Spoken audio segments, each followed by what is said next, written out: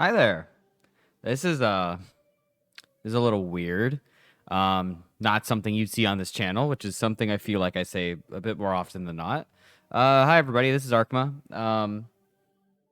I wanted to play some zombies, and I decided I would try and do that. I've been wanting to do this for a while, and I just haven't had the chance to. I guess just as a start, I'll kind of explain why we're doing this, and it'll also explain a few other things. So I've been wanting to play zombies for a bit. I got back into it about around a year ago because I had played it a lot as a kid. And I got Black Ops 3 literally just for the zombies mode during the pandemic. And I haven't played it in a little bit, so I thought it would be fun just to kind of mess around in the game a little bit and try and just kind of have a good time. I'm kind of figuring out audio as I go. It didn't sound very loud, so I'm going to crank the Elgato up a little bit. All right, we're going to try that. Main power online. Auxiliary power activated. Ooh, that's pretty good. All right. Yeah, so I've been wanting to play this a bit, but I've been having capture card issues for probably about a month.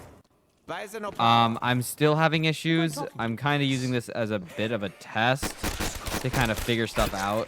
Ooh, that's actually really loud. I'm going to turn that down a little more. So what is, why is capture card stuff going wee-woo? I don't know. I think it's something a bit more internal. Might have something to do with just me positioning a cable wrong when I was storing it, and it could have messed something up internally. I tried a different cable, but it ended up working worse. And by worse, I mean not working really well at all. So I'm still using the original cable. I don't know if this is going to be 60 FPS, at least within the recording itself. It might still show up after processing, but I don't know if it'll look like that. Just a few of the issues. Might be some audio glitching, might be a little bit of video glitching. And that's part of the reason why I haven't done more Tales of Berseria. And I guess Digimon by proxy as well. I haven't tried it with the Switch, though, to see if it was just a PlayStation 4 problem, or maybe an issue with the HDMI. There's stuff I need to kind of mess around with a bit more. But I've got it functioning enough right now where I thought, just play a little game. Hopefully, either I eventually, because I've been looking into getting a new capture card for a bit, because this one's pretty old. And I mostly use this just for, getting, older game stuff, which I can still probably do, hopefully. But I don't really need to right now due to me having the, S-Video capture card that I use for all my Mario Party stuff for now. There was two of them. Uh oh. But yeah, so that was something I've been looking into for a bit. This might just make me pull the trigger on that a bit earlier than I was expecting to. So I'll try and keep updated like on social medias and stuff. That's a kill. This is just your daily reminder that I am in fact playing with an audio delay. Because that's just how the Elgato works, and it makes me very sad. So why are we playing... Oh, do I want to do this? I kind of do. That was too expensive. Uh-oh. So why are we playing Black Ops 3? I don't know how this would work with Black Ops 1. I am more familiar with Black Ops 1. Even though I played a lot of this game over the pandemic, I still really enjoy Black Ops 1. Because that was my first foray into the zombies game mode. But that'll have to be for another time. But we are playing on one of the Black Ops maps. We're playing on the first DLC map, Ascension. This might be my favorite map just because I like the kiting in it. I like running around in a circle and shooting things and then moving around. The one nice thing about playing on Black Ops 3 is you have the slide. And the slide adds a lot of extra maneuver to kiting. At the same time, though, the AI is just a bit better, so you can't do your typical circle strats. You actually have to, like, pay attention and play the video game. Like, not a scumbag, which is just the worst. Like, why? So, you can actually incorporate a bit more of the sliding into your circling to actually get some really cool circles. Until you slide right into a zombie and immediately die. For the people who don't know what this is, okay. I didn't mean it like that. The Zombies mode is a endless wave game mode. Granted, a lot more recent stuff, they tend to have end conditions.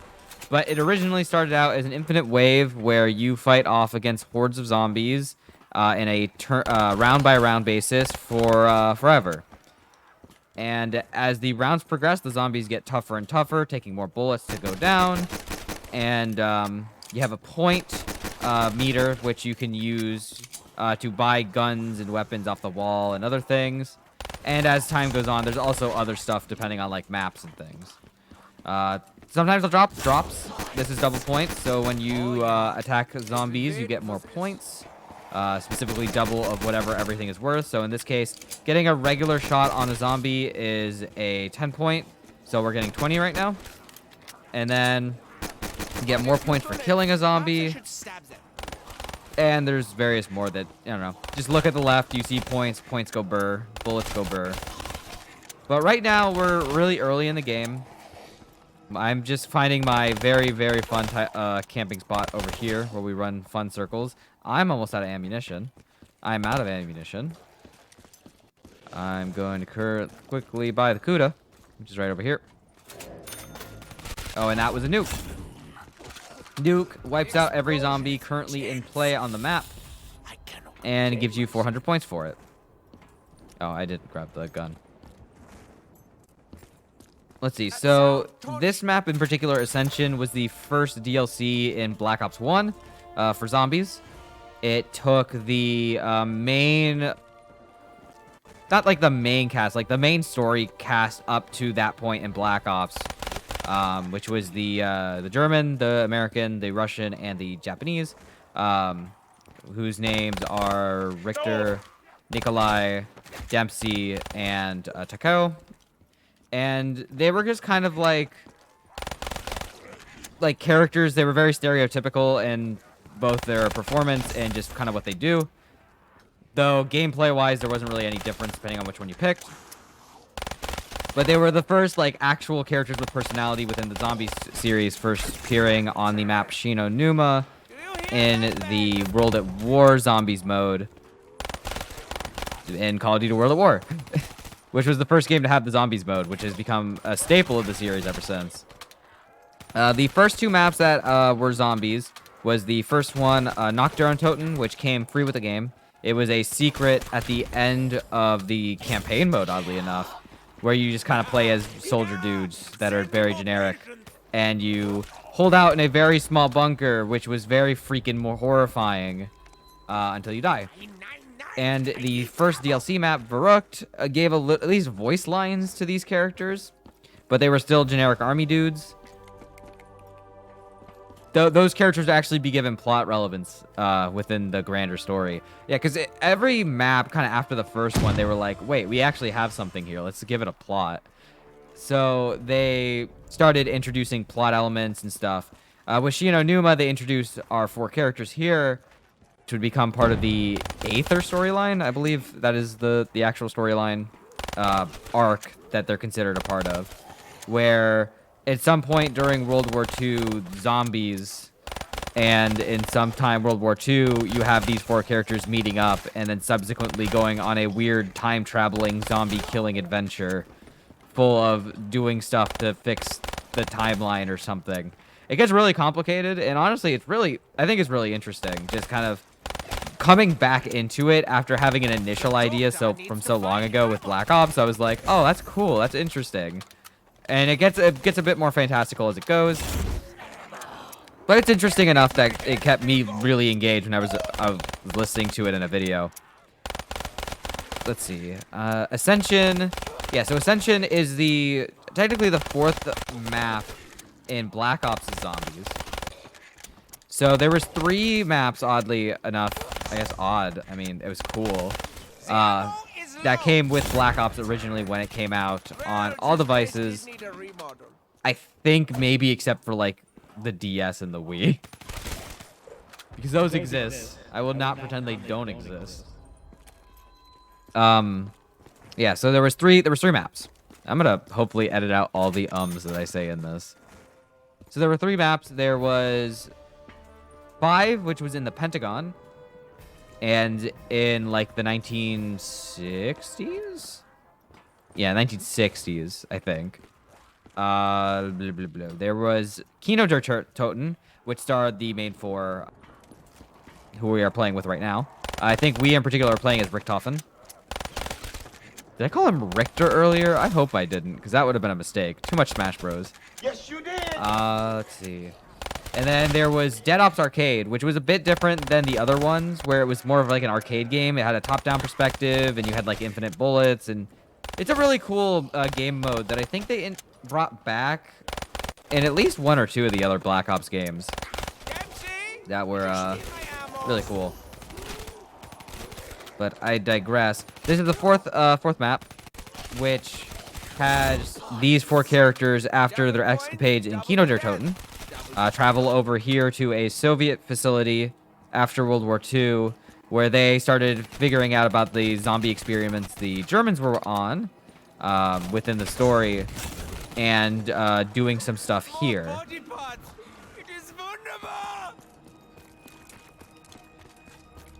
I'm trying to decide, like, how much plot do I want to go into at this point before this just becomes me talking about the plot for the entire video.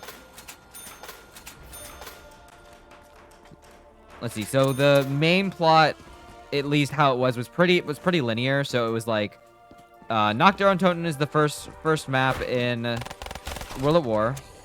Then there's which is sometime in like 1944 or 1945 in Germany. Then there's Verrückt, which is around the same time, also in Germany. Then there's Shi no Numa, which is in Japan, again somewhere like during the near the end of the war. And then there's Der Ries, which is in a German facility that worked on zombie experiments and on other experiments. The latter there, Der Ries, results in time travel shenanigans, which brings these 4 characters away from 45 and into either the 50s or the 60s. I don't quite remember. To Kino der Toten in the post-war era. Oh, I'm out of ammo. That max ammo is very necessary. And while they're in Kino der Toten, which was a theater turned into experiment place as well for the Nazis, they use the teleporter machine that's there because they made teleporters, which didn't work very well. And they end up using that as the time machine to travel over... Is that here? I always assumed it was here, but I think in the timeline it's different. At some point, they end up over here on a lander, which is what we came in on at the beginning of the video. You can actually get more here when we turn on the power, but that's something I'm not doing yet. Because even though I like this this map, there's one thing I don't like about it. And I'll explain that probably a little later, if we live. But yeah, we end up here. After this, they end up in a place called Shangri-La, somewhere in like the jungle. I don't even remember where. But a cool little in-between DLC had you play as a bunch of Hollywood actors from, I think, horror movies. And you got to fight Romero as a big zombie boss dude. And that actually has plot relevance to the story, which is really funny. Like, not too much, but it's there. Oh, shit. Yeah, so after Shangri-La, there's some more plot stuff that happens there. Then they go to the moon, where a lot of plot stuff happens, and then the story just kind of stops there. Like, Black Ops 2 kind of continues the story, but we kind of leave our main characters here as they kind of have a new set of characters take over as, like, lead roles. And then there's also another parallel timeline universe thing with these characters, but not these characters. And then Black Ops 3 are those characters interacting with our current characters. And I'm just gonna stop talking because this is complicated. Please do yourself a favor, just like check up like a story time video on like the lore, because I think it's engaging enough for like a nice day to just listen to in the background, and you're like, huh, interesting. I'm also not streaming this, I'm gonna stream sometime in the morning. It is like past midnight. I was like not fully expecting this to work as well as it is, but it is. But yeah, there's the basic synopsis of Black Ops story timeline shit.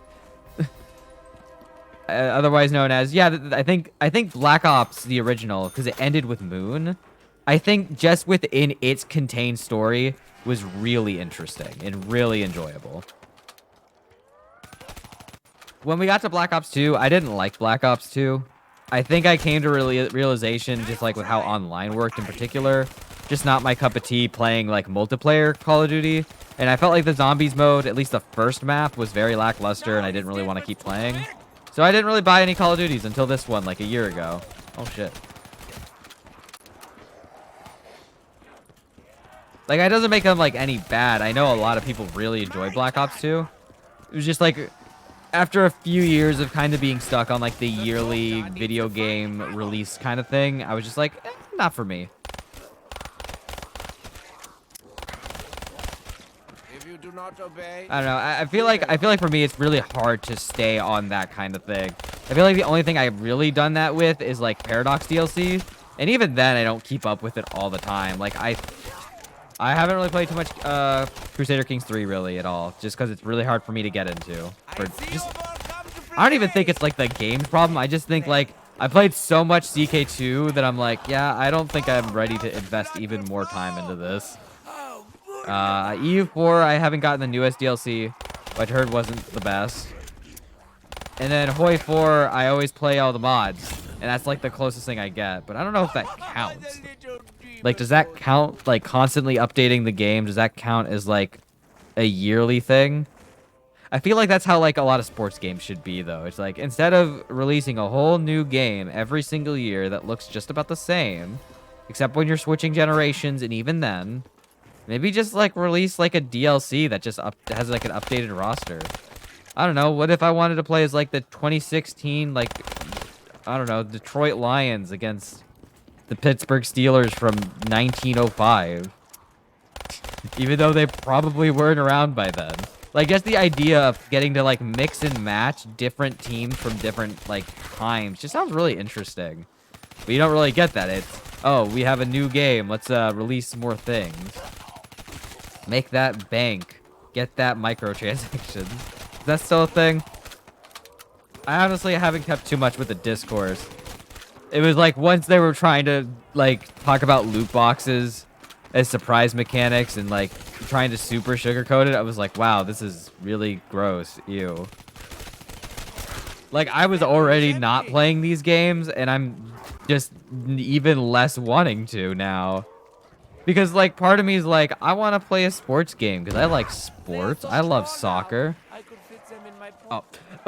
Sorry, I stopped talking for a second because I heard the grenade go off, like, well after I had actually thrown it. And I was like, what is happening here? Okay, this is really starting to throw me off now with the sound.